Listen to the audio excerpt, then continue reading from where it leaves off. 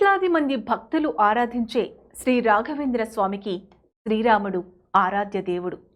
మంత్రాలయ బృందావనంలో సజీవ తపస్సులో ఉన్న శ్రీ రాఘవేంద్ర స్వామి మఠానికి సమీపంలో రాఘవేంద్రుడి దర్శనార్థం లక్షలాదిగా తరలివచ్చే మార్గాన దేశంలోనే ఎక్కడా లేని విధంగా శ్రీరాముడి 108 అడుగుల ఎత్తు విగ్రహ రూపానికి శ్రీమఠం పీఠాధిపతి శ్రీ శ్రీ సుబుధేంద్ర తీర్థ శ్రీపాదుల వారి ఆశీస్సులతో శ్రీకారం చుట్టింది జై శ్రీరామ్ ఫౌండేషన్.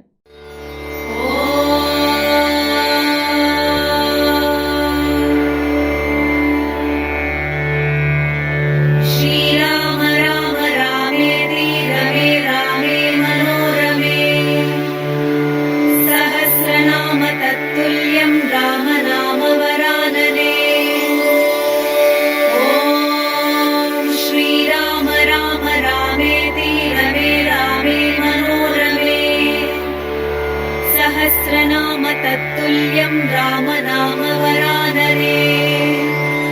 ओम श्रीराम राम रामेति रमे रामे मनोरमे.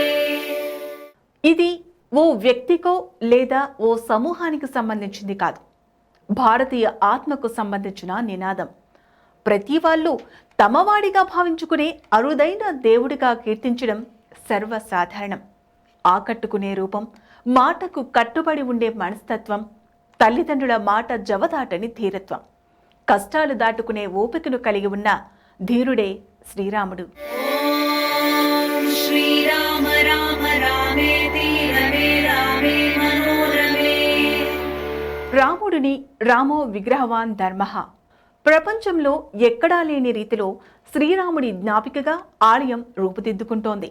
ఈ దేశం ఆధ్యాత్మికతకు ఆలవాలం, ధార్మికతకు దర్పణం. 140 కోట్ల మందికి పైగా ఉన్న ఈ సమున్నత భారతావనిలో 90% పైగా ప్రజానీకమంతా జై శ్రీరామ్ అంటూ నినదిస్తున్నారు, తమ దేవుడుగా ఆరాధిస్తున్నారు. కారణం ఒక్కటే, తాను రాజుగా కంటే ఇచ్చిన మాట నిలబెట్టుకున్న యోధుడిగా, పరిపాలకుడిగా పేరు పొందారు శ్రీరాముడు. సీతారాముల కళ్యాణం అన్నది ప్రపంచంలో ఎక్కడా జరగదు. ఈ భారతీయ నేల మీద ఇంత అద్భుతంగా నభూతో నభవిష్యత్ అన్న రీతిలో సాగడం ఇంకెక్కడా లేదు, ఉండదు కూడా.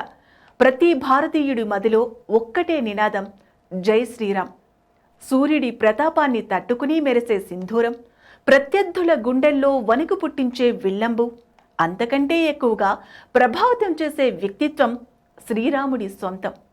తండ్రికి ఇచ్చిన మాటను జవదాటని తనయుడిగా, సోదరులను అభిమానించిన అన్నగా, భార్య దూరమైన నిరంతరం ఆమె కోసం పరితపించే భర్తగా, ప్రజల సంక్షేమం కోసమే వారి మాటలకు విలువ ఇచ్చిన రాజుగా, రారాజుగా ఇప్పటికీ కొలవబడుతున్నాడు శ్రీరాముడు.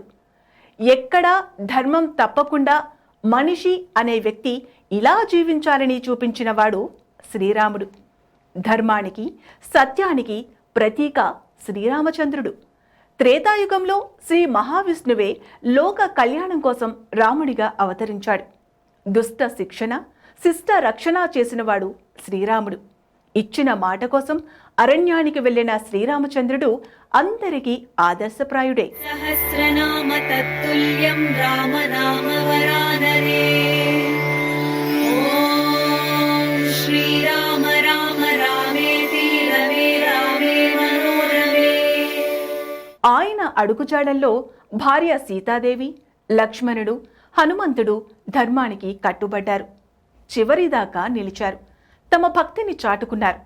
తన అచంచలమైన భక్తితో నేటికి కోట్లాది మంది భక్తులతో ఆరాధింపబడుతున్నవాడు హనుమంతుడు.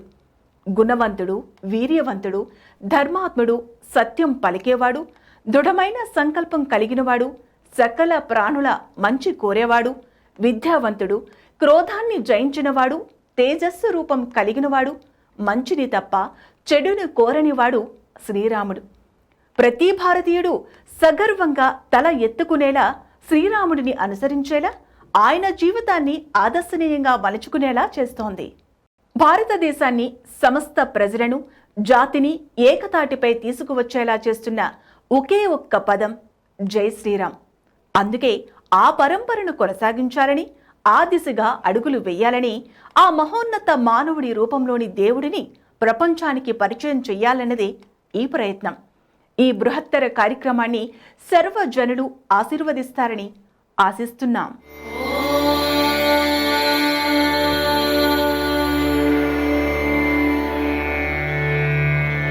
శ్రీరామ రామ రామేతి రమే రామే మనోరమే సహస్రనామ తత్తుల్యం రామ నామ వరాననే. ఓం శ్రీరామ రామ రామేతి రమే రామే మనోరమే సహస్రనామ తత్తుల్యం రామ నామ వరాననే.